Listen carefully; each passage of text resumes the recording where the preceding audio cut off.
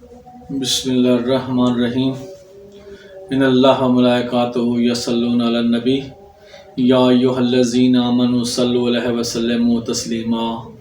اللہم صلی علی محمد و آل محمد۔ السلام علیکم ویورز، کیسے ہیں آپ سب دوست؟ میں آپ سب کے لیے اللہ رب العزت سے دعا گو ہوں کہ مالک کائنات آپ کو تندرستی اور صحت کے ساتھ لمبی اور خوشیوں بھری زندگی عطا فرمائے، آمین یا رب العالمین۔ دوستو، میں ہوں سید شاہد عباس نقوی بخاری، اولاد حضرت سید مخدوم جہانیہ جہاں گشت اولیاء حضرت سید جلال الدین سرخ پوش بخاری رحمۃ اللہ علیہ۔ دوستو، اس وقت آپ میرا یوٹیوب چینل دیکھ رہے ہیں روحانی لائف ود شاہد بخاری۔ دوستو، میں نے آپ لوگوں کے لیے جسمانی بیماریوں کے لیے بھی میں نے ایک چینل بنایا ہے جس کا نام ہے السادات دواخانہ۔ اس میں نے جسمانی بیماریوں کے متعلق اس کی علامات، اس کی پہچان اور اس کی جو ہے نا اسباب، بیماریوں کے مختلف اسباب جو ہوتے ہیں اور ان کے مختلف قسم کے جو آسان علاج ہیں وہ بتائے ہیں۔ آپ اس چینل کو ضرور سبسکرائب کریں، چینل پہ جائیں اور اپنے بیماری کے متعلقہ ویڈیو دیکھیں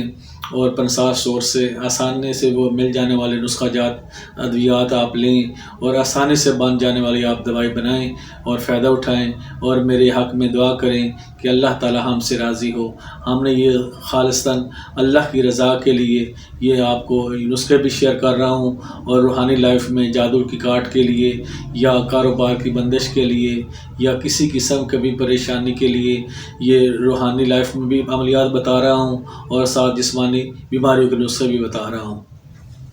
تو آپ اس کو بھی صدقہ جاریہ سمجھ کر اپنے دوستوں، عزیزوں اور رشتہ داروں میں شیئر کریں۔ جس کسی کو بھی کوئی مسئلہ ہو، کوئی تکلیف ہو، تو آپ وہ روحانی چینل کو بھی دیکھیں اور ساتھ جسمانی بیماریوں کے چینل کو بھی دیکھیں، اور دیکھ کر اپنی بیماری کا متعلق جو بھی آپ کے ہے متعلقہ ویڈیو وہ دیکھ کر آپ دوائی بنائیں اور میرے حق میں دعا کیجیے گا۔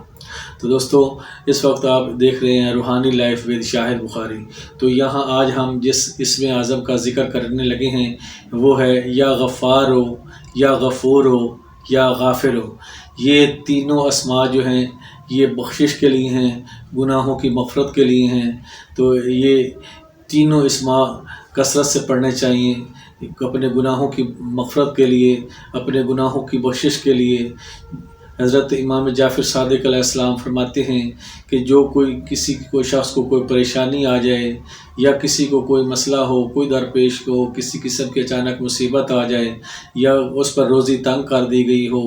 یا اس کو کوئی کسی قسم کا بھی مسئلہ ہے، یا اس کو اولاد نہیں ہو رہی ہے، یا اس کو دنیا کا مال و زر چاہیے، تو وہ کثرت سے استغفار پڑھے اور اللہ کے حضور سجدہ ریز ہو کر اپنے گناہوں پہ نادم ہو اور اپنے گناہوں کی اللہ تعالیٰ سے معافی مانگے اور سچے دل سے توبہ کرے کہ یا اللہ میں توبہ کرتا ہوں اپنے گناہوں سے، اور آئندہ ان گناہوں سے بچنے کی کوشش کرتا رہے، تو اللہ تعالیٰ اس کو وہ سب کچھ عطا کریں گے جو وہ چاہتا ہو،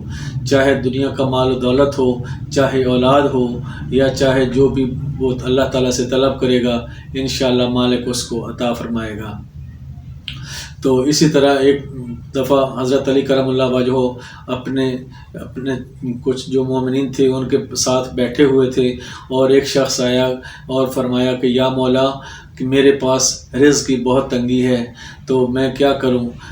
حضرت علی کرم اللہ وجہہ علیہ السلام نے فرمایا کہ آپ استغفار پڑھیں، بار بار استغفار پڑھیں، اور زیادہ سے زیادہ کثرت سے استغفار پڑھیں، تو اللہ تعالیٰ کرم کرے گا، آپ کو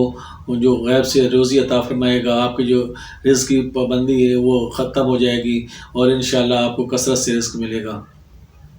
تو وہ چلا گیا۔ ایک اور شخص آیا، اس نے کہا یا مولا، ہمارے علاقے میں بارشیں نہیں ہو رہی ہیں، تو ہمارے علاقے میں قحط پڑا ہوا ہے، تو ہمارے لیے دعا بھی فرمائیں اور ہمیں کچھ پڑھنے کے لیے بھی بتا دیں۔ تو مولا علیہ السلام نے دعا بھی کی اور کہا کہ آپ استغفار کثرت سے پڑھیں، تو وہ شخص بھی چلا گیا۔ تیسرا ایک آیا کہ یا مولا، کہ میرے لیے اولاد کے لیے دعا کریں، مجھے اولاد نہیں ہو رہی۔ تو حضرت علی کرم اللہ وجہہ نے فرمایا کہ اے شخص آپ استغفار پڑھیں اور کثرت سے پڑھیں، بلکہ دونوں میاں بیوی استغفار کریں، تو اللہ تعالیٰ آپ کو نیک صالح فرزند عطا فرمائے گا۔ جب وہ شخص بھی چلا گیا تو جو ان کے اصحاب بیٹھے تھے، ان کے مومنین ماننے والے بیٹھے تھے، تو انہوں نے پوچھا کہ یا مولا، 3 اشخاص آئے اور تینوں کے مختلف سوال تھے۔ ایک کا سوال تھا کہ مجھے رزق چاہیے، اس سے رزق کی تنگی ہے، رزق کی پریشانی ہے۔ دوسرا کہتا ہے کہ ہمارے ہاں بارشیں نہیں ہو رہی، بارشوں کی کمی ہے۔ تو تیسرا آیا، اس نے کہا کہ مجھے اولاد نہیں ہو رہی، اولاد کے لیے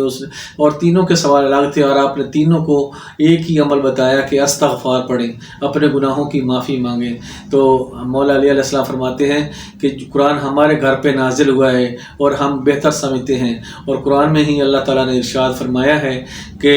اے لوگو، تم جب تک استغفار کرتے رہو گے تو میں تم پر رحمتوں کی بارشیں برساتا رہوں گا، اور تم پر اور رزق کی تنگی دور کر دی جائے گی، اور تمہیں بیٹوں سے نوازتا رہوں گا۔ تو یہ آیت مولا علیہ السلام نے پڑھ کر سنائی اور ان سے کہا کہ قرآن ہمارے گھر میں نازل ہو اور ہم قرآن پاک کو بہتر جانتے ہیں۔ تو یہ اللہ تعالیٰ کا وعدہ ہے، جو بھی کثرت سے استغفار پڑھے گا انشاءاللہ اللہ تعالیٰ اس کی تمام پریشانیوں کو دور کر دے گا، چاہے کسی قسم کی بھی پریشانی ہو، رزق کی تنگی ہو، مال و دولت چاہتا ہو، یا اس کو کوئی اولاد کی پریشانی، اولاد نہیں ہو رہی، کسی قسم کا بھی کوئی مسئلہ ہو، تو استغفار پڑھنے سے، یہ غافر ہو یا غفور ہو یا غفار ہو پڑھنے سے اللہ تعالیٰ کرم کر دے گا انشاءاللہ۔ وہ اس کے ایک تو گناہوں کی بخشش ہوگی، دوسرا یہ ہے کہ اس کے انسان کے درجات بلند ہوں گے، اور تیسرا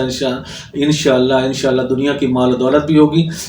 اور جو خواہش ہوگی اس کی وہ خواہش بھی پوری ہوگی، دشمنوں کے شر سے محفوظ رہے گا، اور جتنے بھی ظالم آقا ہو وہ بھی انشاءاللہ سارنگوں ہوگا، اور اس کا وہ کوئی تکلیف نہ پہنچا سکے گا، دشمنوں کے شر سے بھی محفوظ رہے گا۔ جو بھی یہ بندہ پڑھے گا اللہ تعالیٰ کے قریب سے قریب ہوتا جائے گا، اور اللہ تعالیٰ اس کے درجات بلند فرماتا جائے گا۔ تو دوستو، یہ تھی میری آج کی ویڈیو۔ میری آپ تمام دوستوں سے ریکویسٹ ہے کہ آپ میرے لیے بھی دعا کیجیے گا کہ اللہ تعالیٰ ہم سب کو ایک دوسروں کے لیے آسانیاں پیدا کرنے کی توفیق عطا فرمائے۔ آمین یا رب العالمین۔